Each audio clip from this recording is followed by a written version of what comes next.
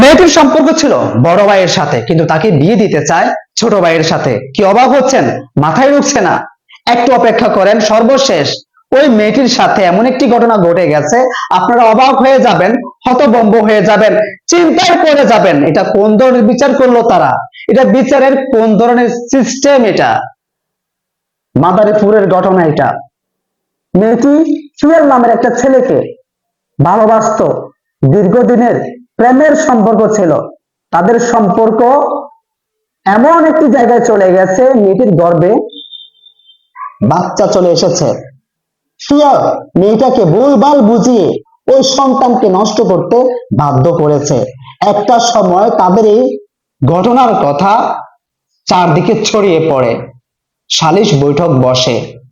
মেয়েটাকে যখন জিজ্ঞেস করলো, তোমাদের কতদিনের সম্পর্ক, কি কি হয়েছে, মেয়েটা সবকিছু সালিশের মধ্যে উপস্থাপন করে।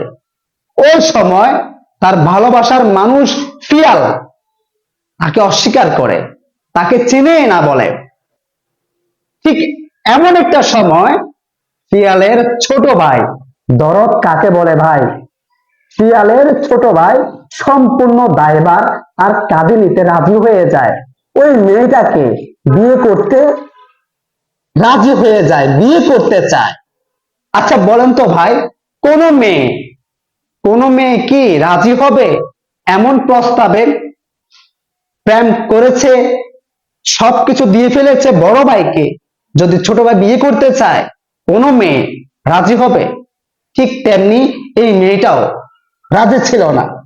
কেন রাজি হবে?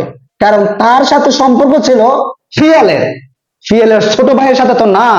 এটা কোনোভাবেই মেনে নিতে পারবে না, কোনো মেয়ে পারবে না। ফিয়াল যখন ওই মেয়েটাকে অস্বীকার করলো, মেয়েটা তো বিশ্বাস করতে পারছিল না।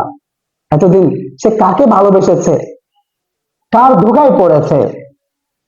ঠিক এমন একটা সময় এলাকার মুরব্বীরাও ফিয়ালের ছোট ভাইয়ের কথায় রাজি হয়ে গেল, মেয়েটাকে বাধ্য করে ফিয়ালের ছোট ভাইকে বিয়ে করতে। কিন্তু না, মেয়েটা রাজি হয় না। আপনাদেরকে একটা কথা বলি, যখন এলাকার মধ্যে ছড়িয়ে গেছে এই ঘটনার কথা, এমন অবস্থায় ফিয়াল প্রবাসে চলে যাওয়ার জন্য প্রস্তুতি নিচ্ছিল। জাস্ট চিন্তা করেন। কিন্তু প্রবাসে যাওয়ার আগে সালিশ বৈঠক বসে, কিন্তু এলাকার মুরব্বীরা কোনো কিছু চিন্তা ভাবনা না করে হুটহাট করে ফিয়ালের ছোট ভাইয়ের কথায় রাজি হওয়াটা, মেয়েটাকে বাধ্য করাটা বোকামে ছিল না? একটা সময় ওই মেয়েটা অপমান অপদস্থ সহ্য করতে না পেরে নিজেকে নিজেই, বুঝতে পেরেছেন, খুলে বলতে হবে আপনাদেরকে, না পারে দেশে চলে গেছে। একটা জীবন চলে গেল সামান্য টুকু ভুল সিদ্ধান্তের জন্য। বুঝতে পেরেছেন? আমি আমার আপুদেরকে একটা কথা বলতে চাই, সাবধান হয়ে যান। কার সাথে রিলেশন করছেন, কাকে সর্বোচ্চ দিয়ে ফেলতেছেন, একটু চিন্তা করেন। ভুল আপনারও আছে, ভুল আপনারও আছে। আর ওই পরিবারের ফিয়ালের ছোট ভাইয়ের, ফিয়ালের পরিবারের শাস্তি হওয়া উচিত, বাংলাদেশের সর্বোচ্চ শাস্তি হওয়া উচিত। আর ওই সালিশ বৈঠকে যারা যারা উপস্থিত ছিল তাদেরকেও আইনের আওতায় নিয়ে আসা উচিত।